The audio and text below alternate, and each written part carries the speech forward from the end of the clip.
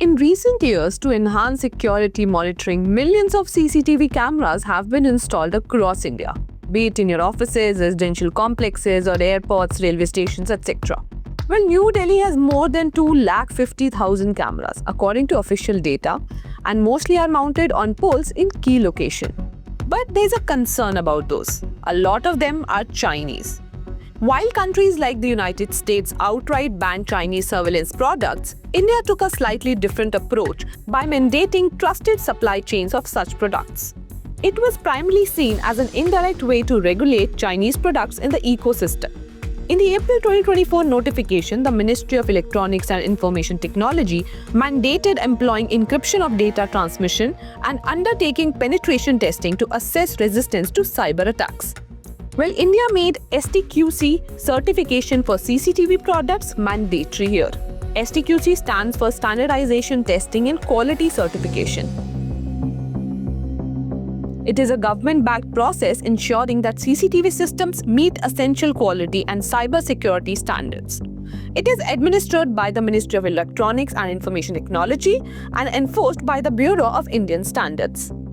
The policy applies to all internet-connected CCTV models made or imported since April 9th.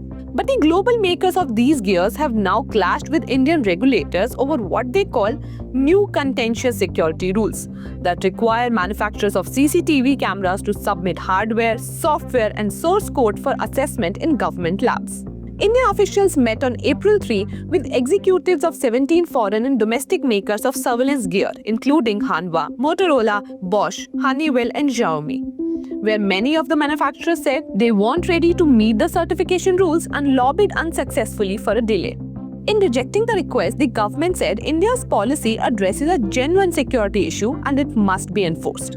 India said in December the CCTV rules, which do not single out any country by name, aim to enhance the quality and cybersecurity of surveillance systems in the country. Well, experts believe that the rapid take-up is set to bolster India's surveillance camera market to $7 billion by 2030 from $3.5 billion last year. Hanwha, Motorola Solutions, and Britain's Northern Communication told officials by email in April that just a fraction of the industry's 6,000 camera models had approvals under the new laws. But what's behind India's new policy? Well, there's always an espionage risk. Anyone can operate and control internet-connected CCTV cameras sitting in an adverse location. They need to be robust and secure. Gulshan Rai, India's cybersecurity chief from 2015 to 2019, told Reuters, India has to ensure there are checks on what is used in these devices, what chips are going in, the senior Indian official told Reuters, and China is part of the concern. Well, since 2020, when India and Chinese forces clashed at their borders, India has banned dozens of Chinese-owned apps, including TikTok, on national security grounds. India also tightened foreign investment rules for countries with which it shares the land border. China's state security laws require organizations to cooperate with intelligence work. However, the camera testing rules don't contain a clause about land borders. China's foreign ministry also told Reuters it opposes the generalization of the concept of national security to smear and suppress Chinese companies and hoped India would provide a non-discriminatory environment for Chinese firms.